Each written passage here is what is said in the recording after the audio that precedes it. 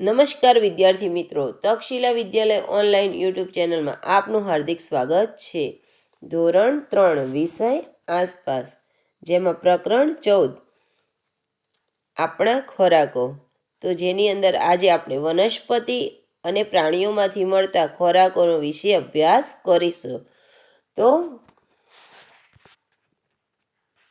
નીચેના આપેલા કોષ્ટકની અંદર દરેકે જે વનસ્પતિની અંદરથી મળતા ખોરાકો છે એમાં આપણે લીલો રંગ પૂરીશું અને પ્રાણીઓમાંથી મળતા ખોરાકની અંદર આપણે લાલ રંગ પૂરીશું. તો મધ, ઈંડા, દૂધ, માંસ, માછલી, ઘી, દહીં જેવો ખોરાકો આપણને પ્રાણીઓની અંદરથી આપણને મળે છે. એ સિવાય મકાઈ, પાલક, ટામેટાં, હળદર, બટાકા, ડુંગળી, લીંબુ, અજમો, કેળા, રાઈ, ચોખા, કોબીજ અને મરચાં જેવા વનસ્પતિની અંદરથી આપણને ખોરાકો મળે છે. તો આ ખોરાકોની અંદર આપણે ખોરાક જુદી જુદી રીતે વસ્તુઓની અંદરથી આપણને મળે છે.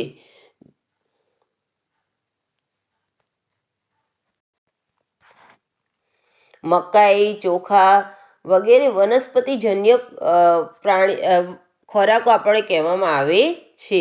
એ સિવાય દૂધ, માંસ જેવા પ્રાણીઓમાંથી મળે છે જે ખોરાકો, એને આપણે પ્રાણીજન્ય ખોરાક કહીએ છીએ.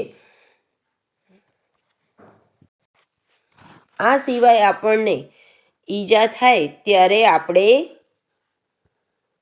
આ વનસ્પતિની અંદરથી હળદરવાળું દૂધ પીએ અને ઈજા થયેલ ભાગ પર હળદર લગાવીએ છીએ ત્યારે આપણે ઈજામાં ફરક પડી જાય છે.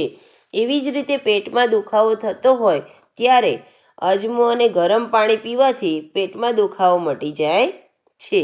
પછી શરદી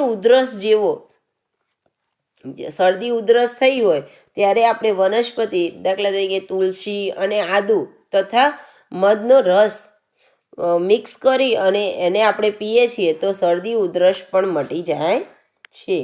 પછી દાંતમાં દુખાવો થતો હોય તો દાંતના દુખાવા માટે શેકેલું લવિંગ અથવા લવિંગનું તેલ આપણે દાંતે ઘસીએ છીએ તો એનાથી આપણે દાંતમાં દુખાવો મટી જાય છે. તો આવી જ રીતે વનસ્પતિની અંદરથી આપણા શરીરની બીમારી દૂર થાય એ માટે પણ આપણને ઔષધિઓ મળી રહે છે. બીમારીમાં આપણને કઈ કઈ ઔષધિઓ આપણને વધુ ઉપયોગીમાં આવે છે?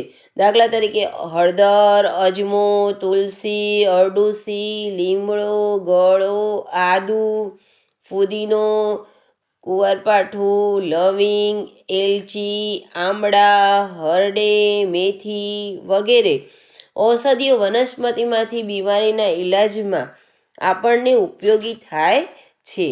આ સિવાય વનસ્પતિની અંદરથી મળતા સ્વાદિષ્ટ આપણને જે રસોઈ આપણે બનાવીએ છીએ એને સ્વાદિષ્ટ બનાવવા માટે અલગ અલગ મસાલા પણ આપણને વનસ્પતિની અંદરથી મળે છે. તો રસોઈને આપણે વધુને વધુ સ્વાદિષ્ટ બનાવવા માટે આપણે ગરમ મસાલા, મીઠું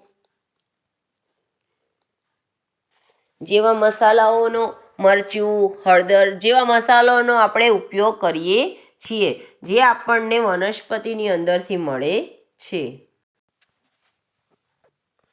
પછી ખોરાકની અંદર વપરાતું આપણું તેલ, તો તેલ પણ આપણને વનસ્પતિની અંદરથી મળે છે.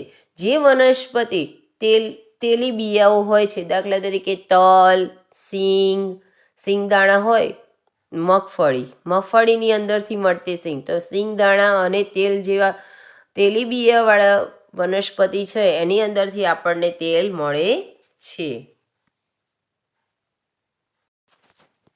પછી ફળ પણ આપણને વનસ્પતિની અંદરથી મળે છે જે આપણે ખોરાકની અંદર લઈએ છીએ. એ સિવાય આપણને વધુને વધુ વધુને વધુ ગરમ મસાલાઓનો આપણે ઉપયોગ કરીએ છીએ એ પણ આપણને વનસ્પતિની અંદરથી મળે છે. તો રસોઈ માટે વપરાતા મસાલાઓ જેવા કે લવિંગ, તજ, હળદર, મરચું, મીઠું,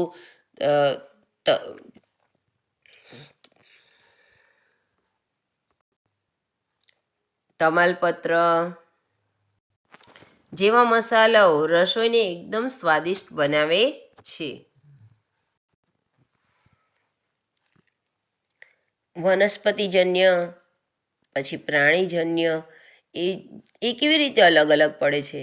તો જે પ્રાણીઓની અંદરથી આપણને જે ખોરાક મળે છે એને પ્રાણીજન્ય કહેવામાં આવે છે, અને જે વનસ્પતિની અંદરથી આપણને ખોરાક મળે છે એને વનસ્પતિજન્ય કહેવામાં આવે છે. દાખલા તરીકે દૂધ, દહીં. તો દૂધની અંદરથી શું બને છે? દહીં અને પેંડા. તો દૂધ કોણ આપે? તો ગાય અને ભેંસ. એટલા માટે એ પ્રાણીની અંદરથી મળતી ખોરાક છે, એટલા માટે એને પ્રાણીજન્ય કહેવામાં આવે છે. એવી જ રીતે આપણે મગ, ચણા, પછી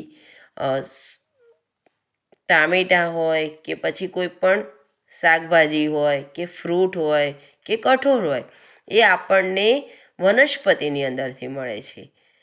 તો એને આપણે વનસ્પતિજન્ય કહેવામાં આવે છે.